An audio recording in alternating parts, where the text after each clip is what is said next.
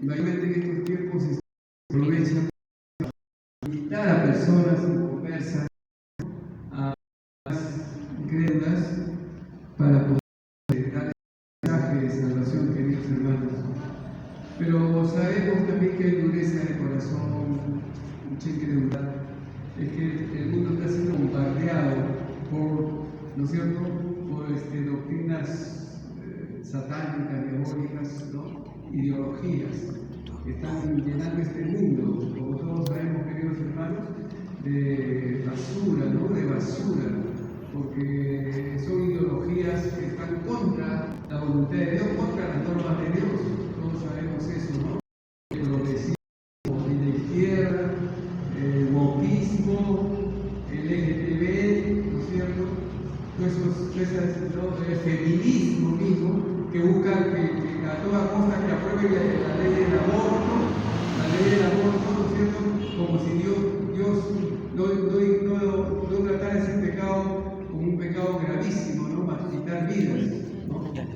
Y tantas cosas, queridos hermanos, que hay en ese movimiento que está cautiveando, que está bajo el maligno y cada vez más fuerte, está tomando control de los pensamientos de la gente. Y por eso la gente ya pone en segundo plano a Dios. Ya no le da la debida importancia, hermano.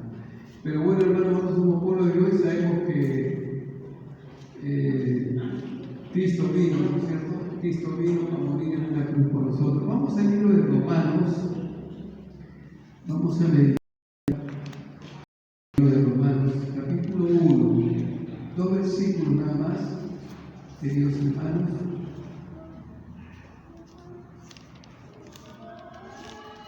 Romanos, capítulo 1, versos 16 y 17. Si usted dice sentadito nomás porque hemos estado parados el tiempo hablando, vamos a hacer un sentadito nomás. Vamos a leer este pasaje. Romanos, capítulo 1, versos 16 y 17. Dice así la palabra del Señor. La palabra poderosa de nuestro Dios la leemos con la bendición del Padre, del Hijo y la unción del Espíritu Santo. Porque no me avergüenzo del Evangelio de Dios para salvación a todos, al judío primeramente y también al griego. Porque en el Evangelio la justicia de Dios se revela por fe y para fe, como está escrito, mas el justo por su fe vivirá. Padre, te damos gracias por tu palabra. En el nombre de Jesús oramos que tu Santo Espíritu siga controlando los pensamientos, los sentimientos de tu pueblo, Padre mío, que tu palabra poderosa pueda guiarnos a toda verdad, Padre Santo, a tu verdad. Gracias, Padre Santo, por el tiempo, gracias por cada uno de mis hermanos y hermanas que están presentes, muchas gracias, Padre bendito, glorifícate en esta hora, Padre bendito, a través de tu palabra. Gracias, te damos toda la gloria en el nombre de Jesús. Todos decimos amén. Bien, queridos hermanos, decíamos que estamos en tiempos de Semana Santa. Por eso queremos dejar a un lado la doctrina y vamos a hablar del autor de la doctrina también, ¿no? No queremos hablar del autor y consumador de la fe, ¿no? El autor y consumador de la fe de nuestro Salvador Jesucristo. Ahora sabemos, hermano, que este tema de Semana Santa ha saturado prácticamente, ¿no? Por todos lados se ha saturado con esta prédica sobre el sacrificio de Cristo en la cruz. Hay sermones, mensajes, estudios bíblicos, películas, ¿no?, donde se ve cómo Jesús es cruelmente, ¿no?, torturado, cómo Jesús es cruelmente torturado antes de la crucifixión y luego fue sentenciado a una muerte horrible con un extremo dolor físico al clavarlo en una cruz. No como uno dice lo colgaron, porque algunos dan la impresión que lo colgaron con sogas, lo amarraron, no, lo clavaron con clavos, sus manos, sus pies fueron taladrados. Un dolor horrible que pasó Jesucristo, ¿no es cierto? Un dolor y una muerte lenta. Una muerte lenta. Jesucristo sufrió una muerte lenta. Lo asesinaron cruelmente y condenado a una muerte horrible, dolorosa y lenta. Ahora, todos ten en cuenta esto. Jesucristo, ¿cuántos años tenía? 33. En su plena juventud, lleno de vida, Jesús no tenía ninguna enfermedad. Bueno, que me maten a mí porque estoy enfermo, ¿cuál no va a morir con una enfermedad? Jesús estaba completamente sano. Él no tenía ningún, porque las enfermedades huían de él. Porque el Espíritu estaba sobre él. A Jesús lo mataron en el apogeo de su vida, de un hombre, 33 años. ¿Sabe qué, hermano? Tenemos que reflexionar como iglesia para valorar, para apreciar ese sacrificio de Cristo en la cruz. Tenemos que meditar, reflexionar, para darle más valor a esa cruz. Esa cruz que llevó Cristo, que lo llevó a la muerte, esa cruz, esa sangre preciosa que derramó, fue por causa del pecado, por causa de los pecadores. En otras palabras, por ti y por mí. ¿A su nombre? Por ti y por mí. Porque somos pecadores. Somos pecadores. Pero gracias a Dios ya nos hemos arrepentido. Pero seguimos siendo pecadores. Porque hay una naturaleza en nosotros que nos inclina al mal. Por eso que el apóstol Pablo dice en Romanos 7: miserable de mí, ¿quién me librará de este cuerpo de muerte? Porque yo quiero hacer el bien que quiero, no lo hago, y el mal que no quiero, eso hago. ¿Por qué? Porque hay una herencia de ese pecado original que le llaman algunas religiones. Hay esa vieja naturaleza, esa influencia de Adán que nos impulsa a hacer lo malo. Y por eso el apóstol Pablo decía, reconociéndose pecadores, decía: el bien que quiero no hago, y el mal que no quiero, eso hago. El apóstol Pablo, Romanos capítulo 7, pueden ver ustedes después en casa. ¿No? Todo el capítulo 7 habla de eso, pero vean en casa. Aquí vamos a hablar, estamos dando como una solamente para aclarar, poner un poco de luz a lo que está hablando. Entonces, queridos hermanos, el apóstol Pablo reconoce su condición, que hay algo dentro de él, algo muy dentro de él, que no le permite obedecer a Dios plenamente. El apóstol Pablo dice: miserable de mí, ¿quién me librará de este cuerpo de muerte? Dice el apóstol Pablo en un extremo de desesperación, al ver que no podía hacer lo que a Dios le agradaba, a plenitud. Sí hay un esfuerzo por hacer la voluntad de Dios, pero hay siempre algo que nos impide la plenitud. Y el apóstol Pablo sabía eso. Por eso es que él dice: miserable de mí. Y después dice: pero gracias por Jesucristo. Aleluya. Gracias por Jesucristo. Porque si confesamos nuestros pecados, Él es fiel y justo para perdonarnos y limpiarnos de toda maldad. A su nombre. A su nombre. Entonces, queridos hermanos, primeramente quisiéramos hacer una pregunta. Dice la palabra de Dios: porque no me avergüenzo de qué? Del Evangelio. ¿Qué cosa es el Evangelio? ¿Qué es el Evangelio? Poder de Dios. Entonces, el Evangelio, hermano, para el apóstol Pablo proclama que es el mensaje de la vida, la muerte y la resurrección de Jesús. Ese es el Evangelio. La vida de Jesús, la muerte de Jesús en la cruz y su resurrección, que es la victoria sobre la muerte. Para eso, para el apóstol Pablo, es eso, ¿no es cierto? El Evangelio. El Evangelio. Gloria a Dios, queridos hermanos. Y dice la palabra de Dios, ¿no es cierto? Entonces, hermano, para poder comprender las enseñanzas del apóstol sobre la salvación y la justicia de Dios, es una enseñanza sobre el poder de Dios. un poder de Dios, un poder divino. Dice la palabra de Dios, porque no me avergüenza del Evangelio, porque es poder de Dios para salvación a todo aquel que cree. Primeramente es a todo aquel que cree. La fe. Por eso dice que justo por su fe vivirá. Cuando cree, esa es fe. Fe salvadora, ¿no? Y dice, porque no me avergüenzo del Evangelio, porque en el Evangelio la justicia de Dios se revela por fe y para fe. ¿Qué cosa es la justicia de Dios? Bueno, la justicia de Dios es que Dios juzga a todos, tanto a creyentes como a incrédulos. Porque Él es el juez supremo. ¿Por qué? ¿Por qué? Porque Él conoce, Él es perfecto, Él es omnisciente, sabe todo, el pasado, el presente y el futuro. Él sabe incluso lo que hay en el corazón de su creación máxima, que es el ser humano, el hombre y la mujer. Él sabe lo que hay en su corazón y en su pensamiento, y sabe las intenciones de su corazón. Por eso Él dice, no, la justicia de Dios. La justicia de Dios, ¿no? ¿Y qué forma actúa la justicia de Dios? Acompáñenme a 2 Corintios 5 para darnos una referencia de la justicia de Dios.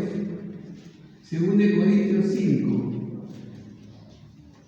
Vamos a leer un momentito, hermanos.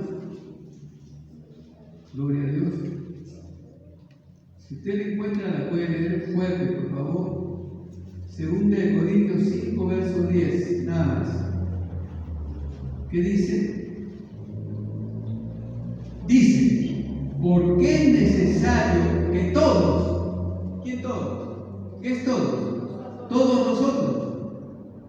¿A qué se refiere? Al pueblo de Dios, a ti y a mí, a la iglesia.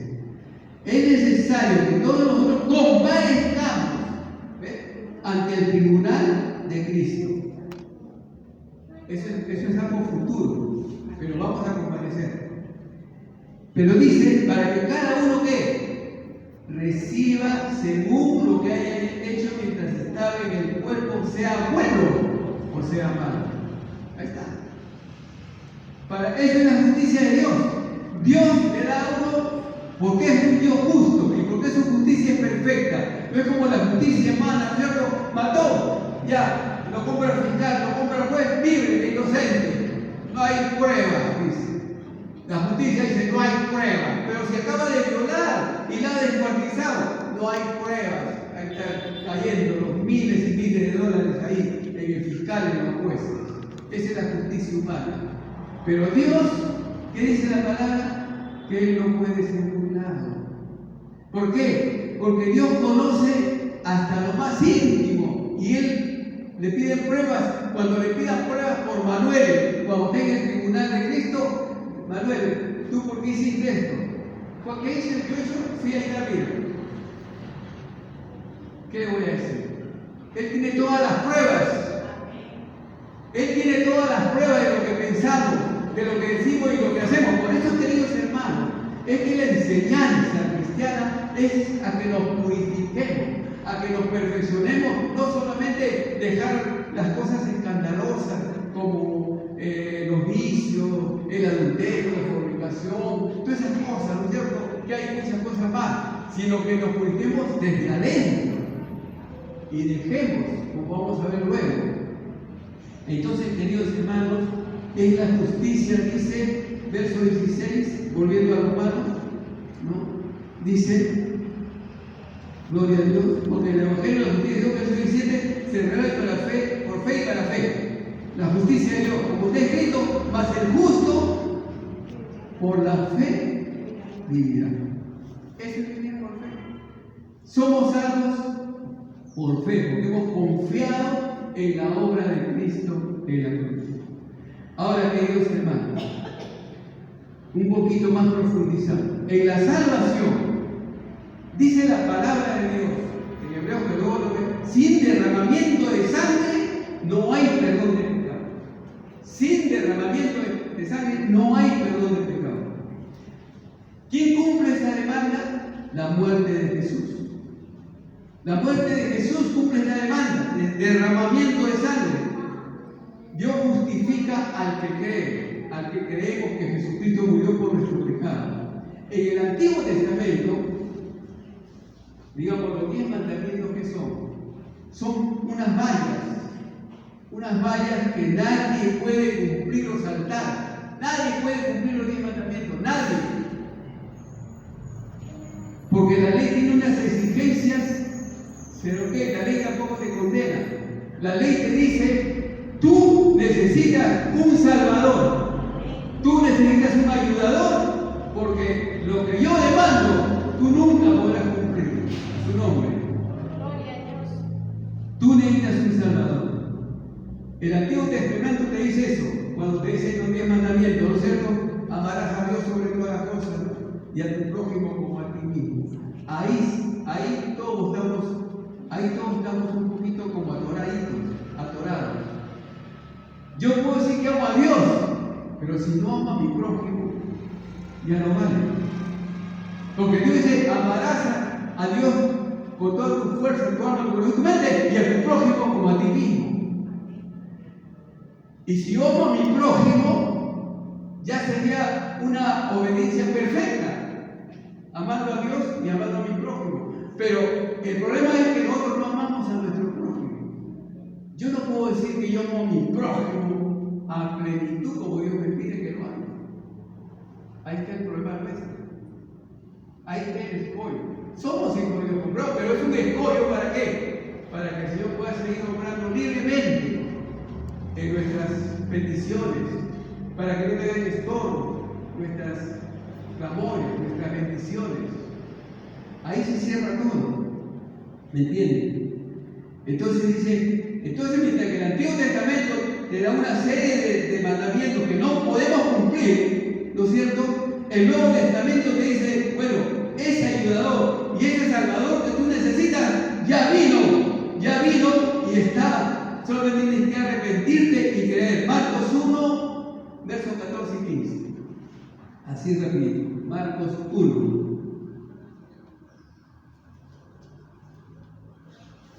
Vamos a resaltar la obra de Cristo en la cruz. Gloria a Dios. Marcos 1,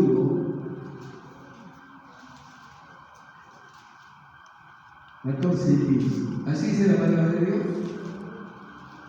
Después que Juan el Bautista, fue encarcelado, Jesús vino a Galilea predicándole el Evangelio del reino de Dios, diciendo, verso 15, el tiempo se ha cumplido y el reino de Dios se ha acercado por medio de Jesucristo. ¿Qué dice? Arrepentíos y creed en el Evangelio. Gloria a Dios. Ahí está, hermano. El Salvador ya vino. Lo único que tenemos es ahora que ejercer fe, creer. Entonces, hermanos amados, cuando habla del poder dice, porque el Evangelio de Dios es poder de Dios. ¿Sabe qué cosa es un poder, hermano? Usted no se imagina, para que usted pueda ver, se dé cuenta que es el poder de Dios. El poder significa fuerza. Usted sabe que hoy día los países grandes que están en guerra tienen una tecnología de misiles, de armas nucleares, que destruyen. Un solo misil puede borrar chorrillos del mar. Un solo misil borra chorrillos del mar. Eso es fuerza, es poder. Y el Evangelio de Dios es poder ¿en qué sentido? Que es un poder superior a todo poder. Es decir, si todas las armas que se van a apuntar un día contra el Señor en Armagedón para combatir contra el Señor, ¿sabe qué son todas esas fuerzas de esas armas potentes que tienen esos misiles y todas esas armas nucleares? Es como si comparáramos que hubiera un chicle en el piso y le pasara una aplanadora. Dios es la aplanadora y las armas del ser humano es un chicle. Póngase a pensar, que es nada, no es nada contra el poder de Dios, a su nombre. Gloria a Dios. No es nada a su nombre, a su control poder. Pero ese poder, queridos hermanos, quiero que usted sepa también, no solo apunta al armamento, apunta a su voluntad. Cuando Él me dice, perdona, porque si no, yo no te voy a perdonar. y yo no perdono, esa aplanadora va a pasar sobre mí para hacerme entender que yo tengo que hacer su voluntad de Él. Nada se puede oponer a la voluntad de Dios. La aplanadora va a pasar por medio de pruebas, dificultades, aflicciones, necesidades. Dios va a pasar su aplanadora hasta que yo entienda que yo tengo que obedecer lo que Dios me manda. A su nombre. Gloria a Dios. Eso es lo que ustedes y yo tenemos que comprender, el poder de Dios. Poder de Dios. Es poder de Dios, como dice no, porque no me hablemos del Evangelio porque es poder, pero cuando habla de poder de Dios para la salvación, está hablando que hay un poder divino transformador de Dios, que es capaz de traer salvación a todos los que creen. Hermano, usted ha visto gente, el apóstol Pablo es una prueba que era un asesino, un perseguidor de cristianos. Él no aceptaba a los cristianos, los odiaba a muerte. Ese Pablo, cuando le pasó la aplanadora, que fue el poder de Dios, y cayó al suelo, comprendió que el poder de Dios es superior a cualquier poder. Y él se rindió. Todos sabemos lo que pasó con el apóstol Pablo. Se volvió de perseguidor a un predicador de la palabra de Dios. Porque le pasó la aplanadora. Hermano, ahí tenemos que tener cuidado todos nosotros, tú y yo. Esa aplanadora va a pasar. Nada puede oponerse a la voluntad de Dios. Nada. Tú y yo tenemos que comprender eso. Para que cada día busquemos más y decir, yo quiero hacer tu voluntad. Ayúdame. Si no puedo superar cualquier orden de Dios, cualquier mandato de Dios, no lo puedo expresar, no lo puedo vivir. Señor, ayúdame. Yo no quiero ponerme contra ti porque lo que voy a hacer es, me estoy imponiendo. Yo me estoy imponiendo. Entonces, hermano, la salvación tampoco es un logro humano. Dice la palabra de Dios en Efesios 2, 8, 9, Efesios 2, capítulo, no es un logro humano. Gloria a Dios. Efesios 2, capítulo, verso 8. Estamos hablando del poder transformador del Evangelio y la cruz de Cristo. ¿Por qué Cristo tuvo que morir en una forma tan cruel para darnos la salvación? Porque por gracia sois salvos por medio de la fe, el justo por su fe se salva. Y esto no de vosotros, pues es don, regalo de Dios. No por obras, para que nadie se gloríe. No hay forma, hermano. Nosotros no somos salvos, pero hacemos las obras. ¿Por qué? Porque somos hijos de Dios. Y Él nos manda que le sirvamos, ¿no? Él nos transforma para que seamos sensibles a las necesidades de los demás. Y en fin, tantas cosas, ¿no? Pero esas obras no nos ayudan en nada en nuestra salvación. La salvación es solamente pura gracia y gracias a la sangre de Cristo derramada en el Calvario, su nombre. Entonces, hermano, la salvación es una obra sobrenatural de Dios a través de su gracia, de su misericordia. ¿Cuál es su misericordia?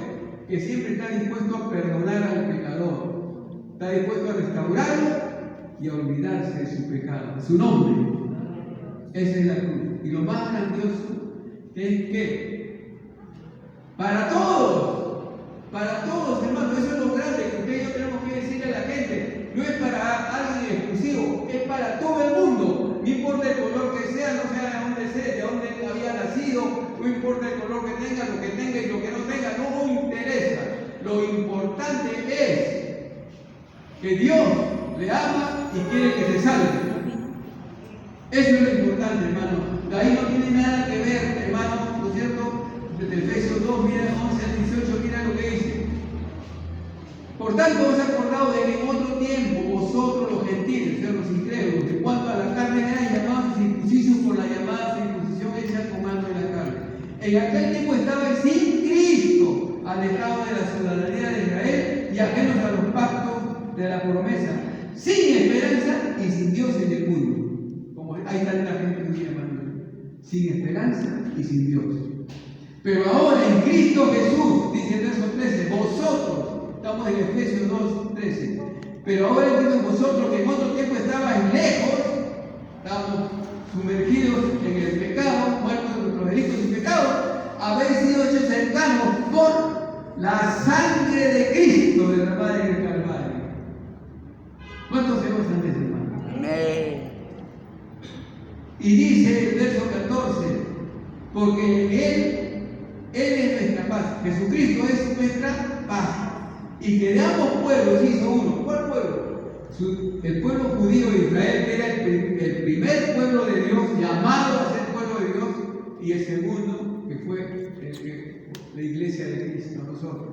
De esos dos pueblos, dice la palabra de Dios, hizo un solo pueblo, derribando la pared, verso 14, derribando la pared intermedia de separación. Ya no había separación entre judíos y los gentiles, ya no. Aboliendo en su carne las enemistades, la ley de los mandamientos expresados en ordenanza, para crear en sí mismo de los dos un solo y nuevo hombre, una sola y una nueva mujer, haciendo que la paz. Y mediante la cruz, gloria a Dios, reconciliar con Dios a ambos en un solo cuerpo, matando en ella las enemistades. Gloria a Dios, hermano. Mire usted, mire esta tremenda grandeza de Dios. Hermano, las dos obras más grandiosas de Dios en la tierra, son millones las obras que ha hecho, pero las dos más grandes son la creación y la salvación. Entonces, queridos hermanos, pero tenemos que recordar también algo. El Evangelio primero se presentó ¿a quién? A los judíos, Mateo 15. Los judíos fueron los primeros que recibieron el Evangelio, porque ahí fue enviado Cristo. Así rapidito nomás, hermano, Mateo 15, vamos a leer unos versículos nomás para no... Bueno, vamos a leer un poquito. Pero se trata de una mujer, dice el verso 21, una mujer cananea que había salido de Dios, Señor, hijo de David, ten misericordia de mí. Mi hija está atormentada por un demonio. Pero Jesús le respondió la palabra, entonces acercados a su discípulo y le rogaron diciendo, despídela, pues da voces tras nosotros.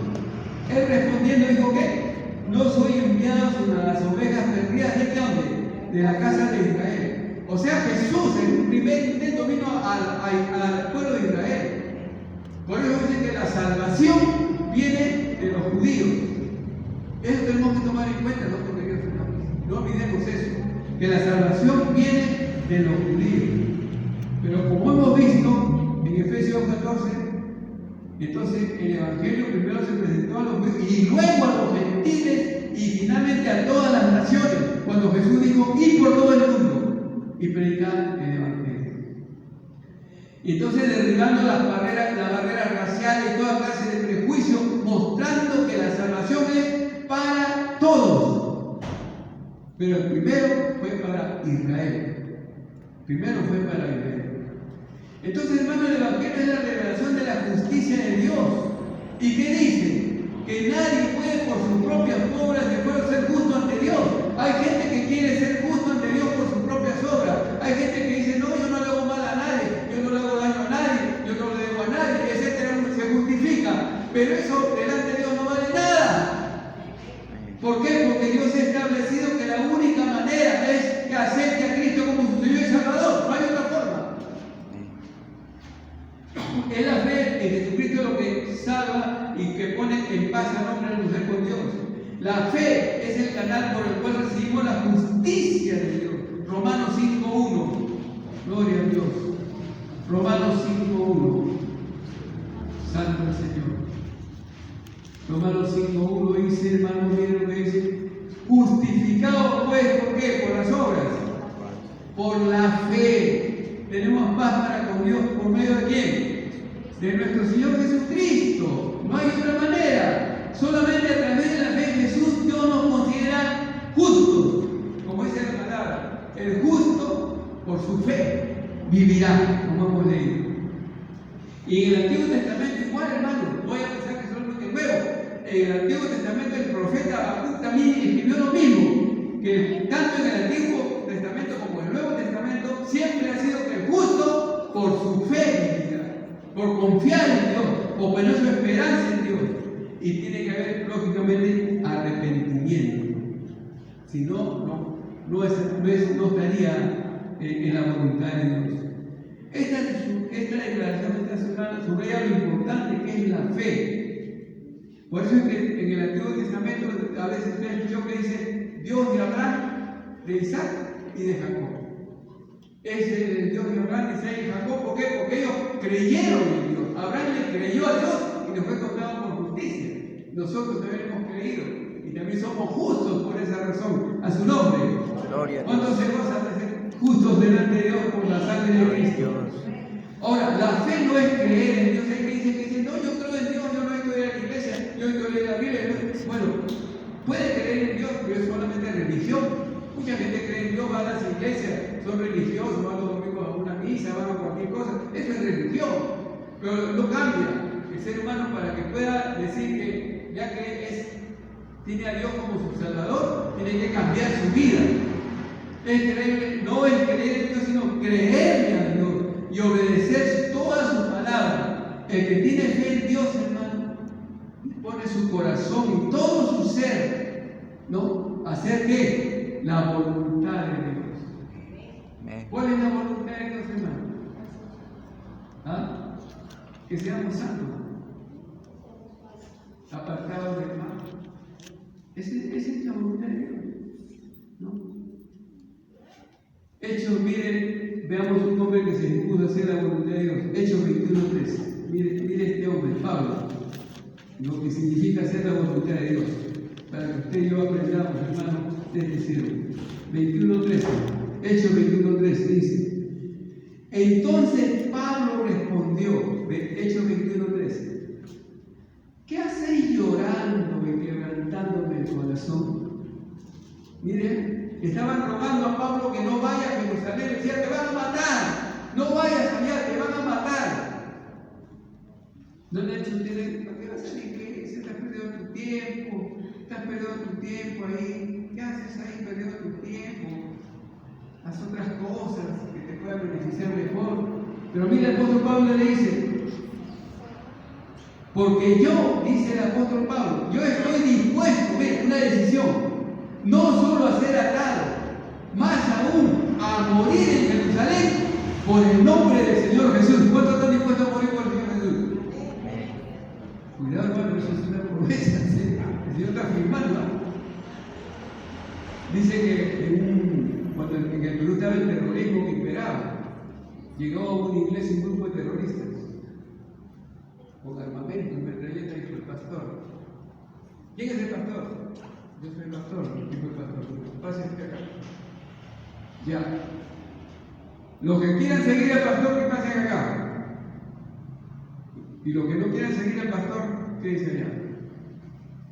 El que sigue al pastor significa que van a seguir con su religión, van a seguir cantando, alabando a Dios, ya entonces que pase acá. Y los que no quieran seguir alabando a Dios, quédense ahí. Pasaron 3 o 4 hermanos junto al pastor. Se quedó una cantidad de gente ahí. Dijo, ¿ustedes están dispuestos a morir por Cristo? Sí, dijo el pastor. Claro que sí. Ya muy bien. Entonces, ¿ya usted sabe lo que tiene que hacer?